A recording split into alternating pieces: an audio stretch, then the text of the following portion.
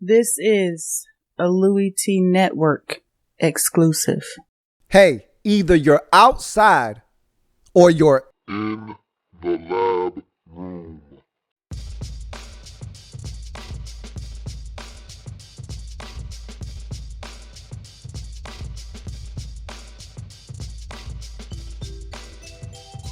Hey, yo.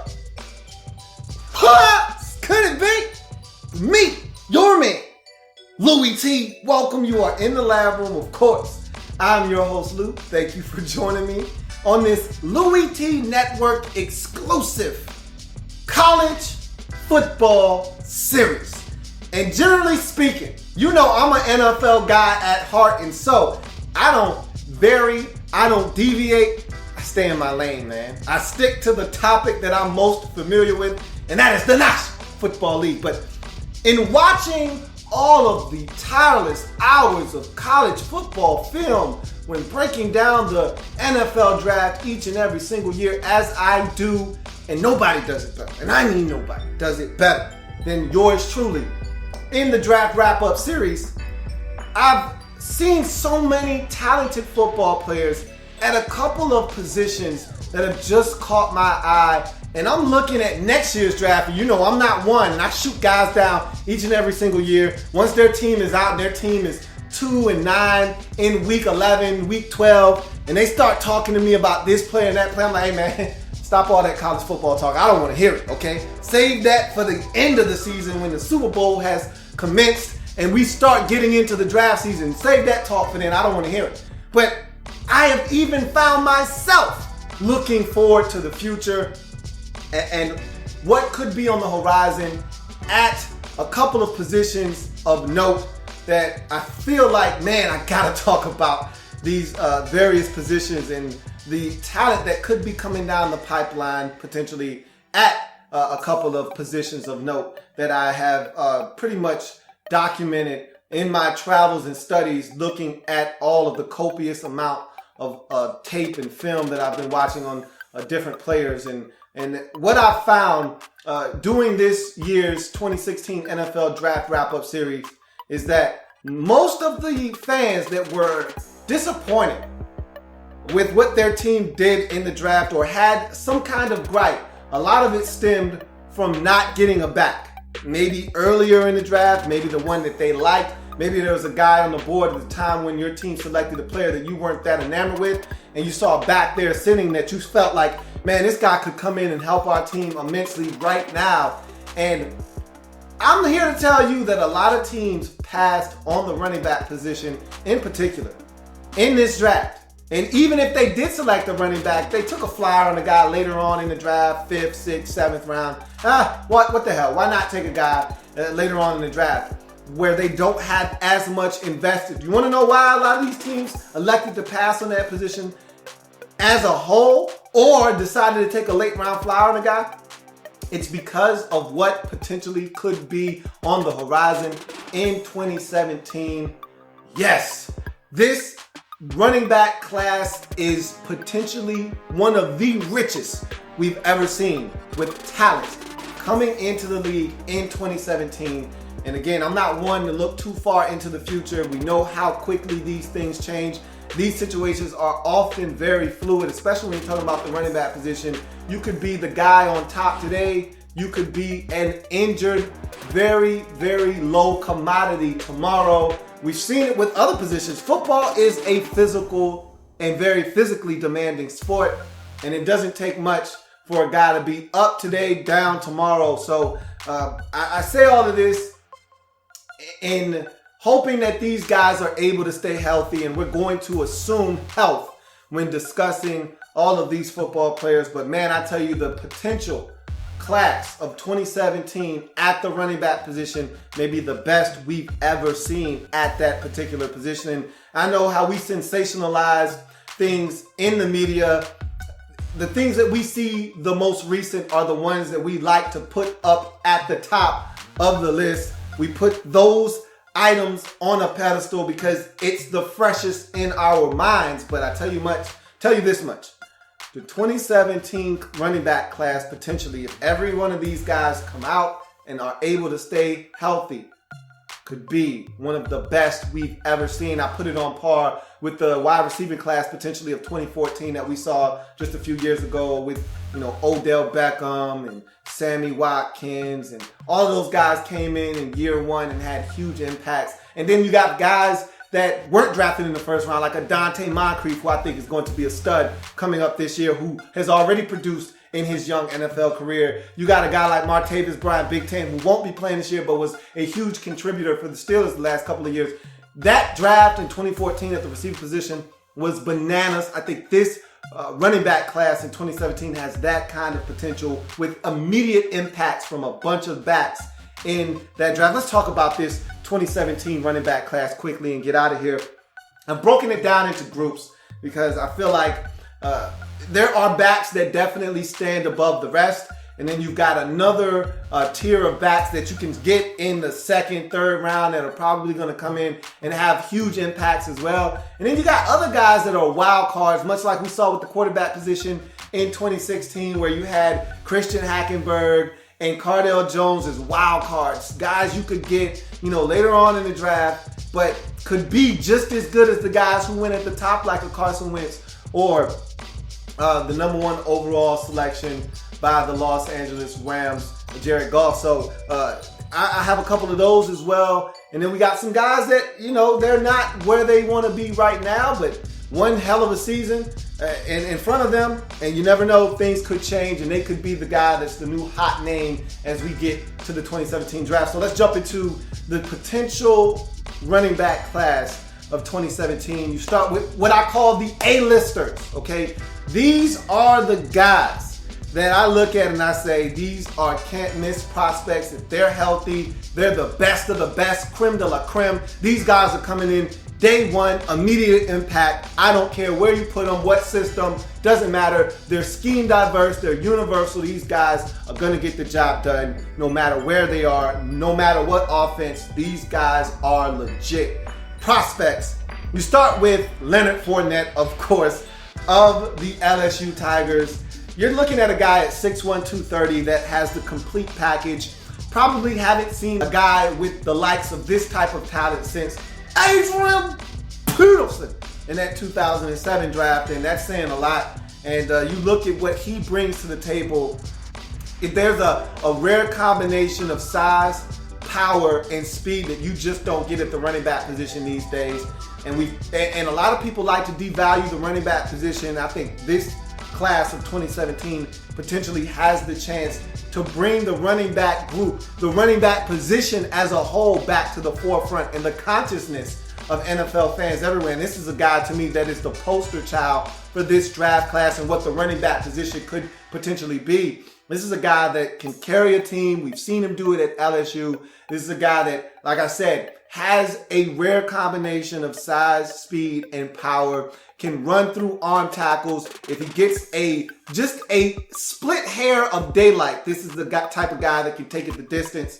And we've seen him put the power on full display. You look at that one play against Auburn where he literally picks a guy up and literally back body drops him, flips him over his shoulder as if he's a piece of paper.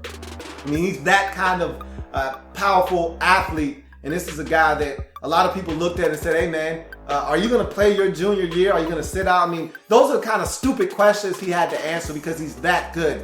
Where you look at him, and I know people who feel like this guy could have already been in the league a year or two ago and been ready to go and been a productive NFL running back at the age of 19, 20 years old. I mean, that's how dynamic Leonard Fournette has a chance to be. You look at another A-lister, and it's Dalvin Cook of Florida State. This is a guy that I know has mixed opinions from other people. You ask one guy here, and he may tell you this is a can't-miss home run prospect. You ask another guy, and he's kind of lukewarm, like, maybe end of the first round, may not even be a first-round pick. I look at Dalvin Cook, and I say, this is a game changer. If Ezekiel Elliott And I know they're two different type of backs, but if you're looking at Ezekiel Elliott and you say he's the 4th overall selection and he's a guy that can change the game, yada, yada, yada, I look at Dalvin Cook and I say, okay, yeah, the weight at 5'11", 202 isn't the same as Ezekiel Elliott, who's well put together at 5'11", more along the lines of 220. But again, I look at this guy and I say, man, this is a home run waiting to happen. His skill set is a little bit different than Fournette, of course, not as big, not as powerful, but don't get it twisted. Dalvin Cook runs with a level of physicality that will allow him to excel at the next level, run through some arm tackles, run guys over. I've seen him do that. And then, of course, his biggest attribute is speed. You can't coach it. Either you got it or you don't. This guy has it in spades. The ability to outrun angles at the next level. He does it in college football all the time. One step and go, stick his foot in the ground and take off. I saw him against Clemson do it first play of the game, gets a small seam, cuts back, makes a guy miss, and off to the races. And we know how athletically gifted the Clemson defense is. Every single year, outran every single member of that defense. Yeah, Dalvin Cook, to me, is a no-doubter, home run type of prospect, and I can't wait and to see him perform in 2017 in college football and see if this guy can elevate his draft stock, because I know some people out there that believe, and I'm one of them that believe, he can elevate himself over Leonard Fournette with a huge season. I think he's that talented. I'd love to see him put on some weight, and I'm hoping that's what he's done over this offseason, is that he's gotten up to 210, 212, 215 and kept the speed that he possesses. If he can do that, this is a guy we're talking about that could easily be the first running back taken off the board in 2017 if he is in the draft. And finally, the last A-lister for me in the 27 class potentially is Christian McCaffrey, Stanford running back. Yes, he's white. Let's get that out of the way right now. Yes, he's a white boy, but please do not stereotype or typecast my man Christian McCaffrey. This is a white boy that can go much faster than slow. He's not your typical, run-of-the-mill, tough, Toby Gerhart, Stanford running back, okay? He's not that guy. He's not Gaffney or none of those dudes. This is a different breed right here. And I'm going to tell you right now, he probably should have won the Heisman Trophy. You look at what he did last year, he had cartoonish numbers. I mean, you look at his overall total body of work, what he put forth last season. I think it was an East Coast bias. Not a lot of people see Stanford football on a weekly basis. Didn't really know what he was doing out there. I'm telling you right now. Okay, total yards from scrimmage. Guy almost had 4,000 all-purpose yards last year. Over 2,000 yards rushing. Scored 4 different ways. And if you want to count the 2 touchdown passes that he threw, he accounted for touchdowns in 5 different ways. This is a guy that can change the game. We saw everything on full display in the Rose Bowl versus Iowa. This guy's dynamic. He's tremendous. He's got the bloodlines. He's the son of Easy Ed McCaffrey. This is a guy that has the entire package. He can run. He can power through arm tackles. He can get you the tough yards in between the tackles, but yet fast enough to outrun guys on the outside and hit the home run. He gives you special teams value. Love Christian McCaffrey and all that he brings to the table. The reason he probably didn't win the Heisman Trophy at its core, didn't have a bunch of touchdowns last year. That can change this year at Stanford. This is definitely, without a doubt in my mind, a first-round running back that can come in and help your football team right off the bat. He is definitely an A-lister for me. You move on to the B-listers, and these are guys that are sitting at the club. They're not getting in before the A-listers, but right after they finish that list of A-list running backs, these are the guys that are getting in. And I'm going to tell you right now, everybody's not getting their hands on Leonard Fournette. Everybody's not getting their hands on Dalvin Cook. Everybody's not getting their hands on Christian McCaffrey. So you got to have some expectations for your team if you're sitting at 27, 28. Maybe you're one of the first picks in the second round and you couldn't afford to take a bat early, but you need one now. Here's an opportunity to get you a guy that can come in and help you rate. And I'm going to tell you right now, these guys have a chance to ascend and knock one of the A-listers off the list, or maybe just add their name to the A-listers list. Wayne Gallman of Clemson Tigers fame. Now, Right now, he's being overshadowed by Deshaun Watson, and for good reason. Deshaun Watson is a hell of a pro prospect at the quarterback position, but make no mistake about it, that Clemson offense runs like a well-oiled machine because Wayne Gallman is back there toting the rock. Without a semblance of a run game at Clemson, that offense is nowhere near as dominant as it's been over the last couple of years, especially last year when they made a run all the way to the national championship game and just fell short versus Alabama. So I look at Wayne Gallman at 6'1", 215, and I say he's got the physical build. You know I love my upright runners. He runs behind his pad level. I'd like to see him run behind them a little bit even more so than he does now, but he runs behind them well enough. He's physical, but he can hit the home run. This guy has speed to burn with the best of them. And when he gets a seam, he's one of those guys that can outrun the entire defense. So there's a lot that he brings to the table. And I think that Wayne Gallman is a guy that's on the B list right now, but another strong campaign at Clemson could easily see his draft stock rise. And I think he's got all the measurables that NFL scouts drool over. And I think he's a guy that could easily ascend from the B list to the A list. You go to the next B lister, it's Samaje Perine, a guy that I had my eye on since he stepped foot on the Oklahoma campus. Last year was an okay season. I thought 2014 was a much better campaign for him. I watched him obliterate and eviscerate the Kansas defense for over 400 yards, setting a new college football record for rushing. And it stood for about a week before that was beaten. But this is a guy here that he's just so physically built. He came to the Oklahoma campus as a incoming freshman, and he was on a recruiting trip. And one of the coaches asked him, "Hey, whose father are you?" I mean, this is a guy that at 18 years old looked like a grown man. It probably already standing 5'10", 5'11", 225, 230 pounds. As an 18-year-old incoming freshman, this guy is legit. He's built solidly, has that build that NFL teams look for, has some speed. I don't think it's elite speed per se, but he has some speed, and if he gets a seam, he's the type of guy that he bounces off of arm tackles, bounces off of defenders. He's so physical in his running style that he's able to still take it the distance. So he's got an intriguing skill set. He's got a physical build. I think Samaje Perine is another guy that really intrigues me at the running back position. Not an A-lister, but a guy that you can get in that second tier of backs in this draft class and feel damn good about your selection in Samaje Perine. Now let's go back to some potential A-listers, because these are some guys that are some wild cards going into 2017 via injury or because of just circumstances that were out of these potential players' control. But I'll tell you what, these are guys that we don't know what we're going to get out of them, but at their best, they could potentially be A-listers at the end of the day. You start with Nick Chubb of Georgia Bulldog fame. This is a guy that burst onto the scene out of necessity. Okay, stud running back Todd Gurley gets injured. Okay, is not able to return for the rest of the season. In comes Nick Chubb to the rescue.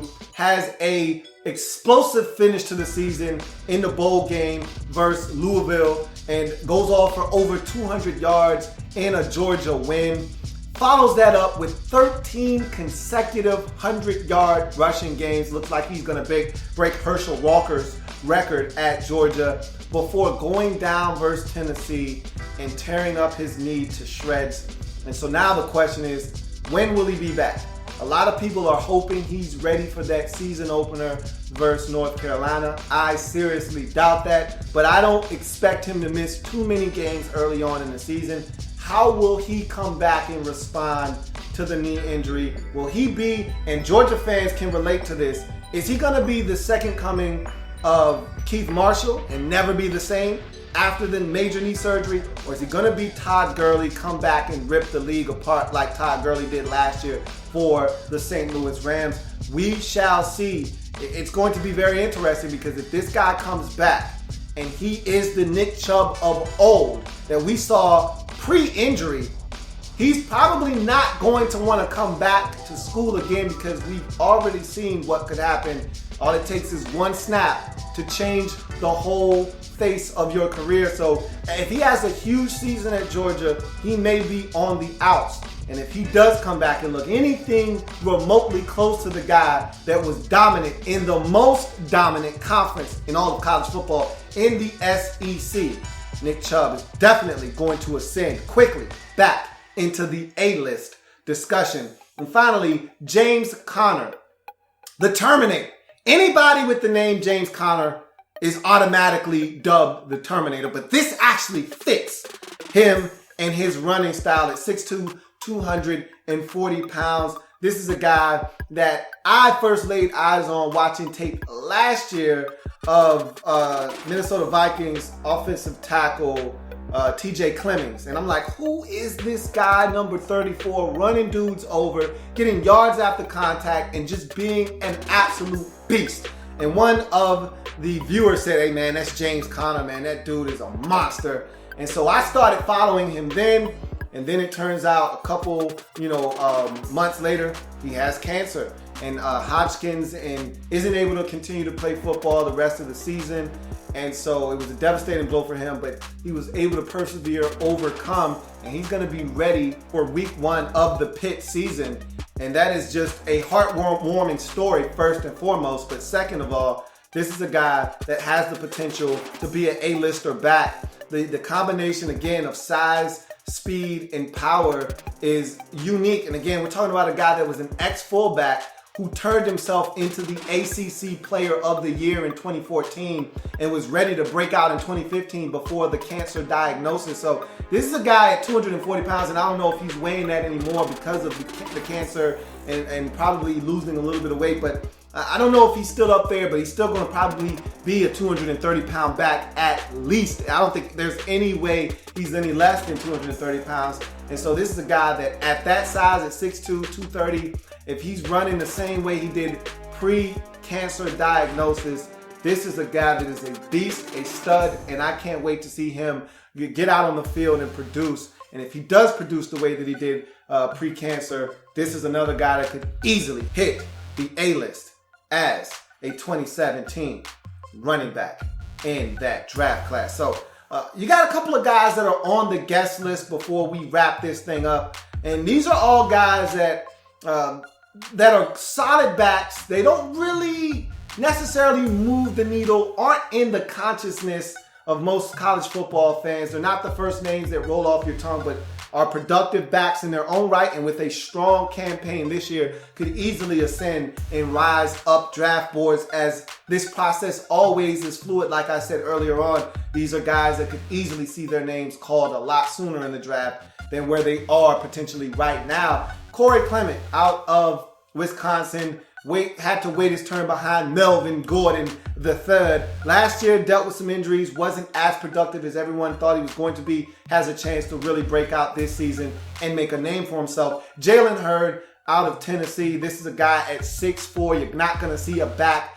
that big very often, but this guy is highly skilled and talented, and another one of these guys that has a unique skill set, and his size makes him different from every other back potentially in this draft class. We'll see how he performs at Tennessee this season. Javon Robinson is a very intriguing case. Watched a lot of his tape this year, watching other players, and this guy kept jumping off the screen at me. JUCO transfer, was very disappointing in his first season. At the beginnings, dealt with some injuries, wasn't able to kind of get up to speed with what they were asking him to do at Auburn. But towards the end of the season, he finished with a bang, and now he's the lead dog in that Auburn backfield, and I think he has a chance to explode onto the scene this year in his senior season. And Shock Linwood is another guy that I'm not really that high on, doesn't move the needle for me, but that being said, Shock Linwood has been a very productive back, and he is a guy to keep an eye on. So that is the list of potential studs in the 2017 draft. And I'm telling you right now, it's a deep running back class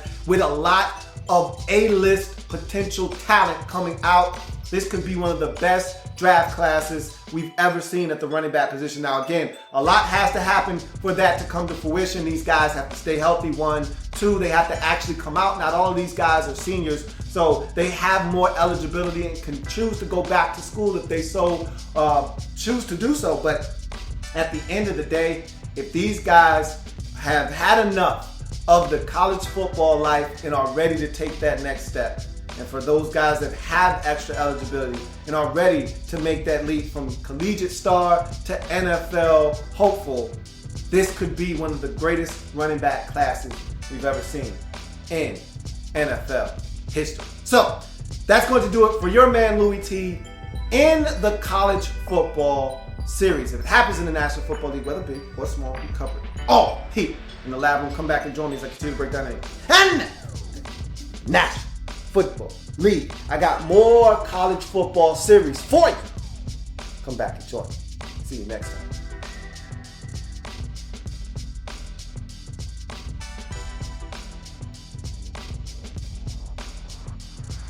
There's plenty more where that came from. While you're here, subscribe to the channel. If you want more Louie T, be sure to follow me on Twitter at In the Lab Room, or you can like the Facebook page at In the Lab Room. That's In the Lab Room on Facebook and at In the Lab Room on Twitter. Don't forget, subscribe to the channel if you haven't already done so.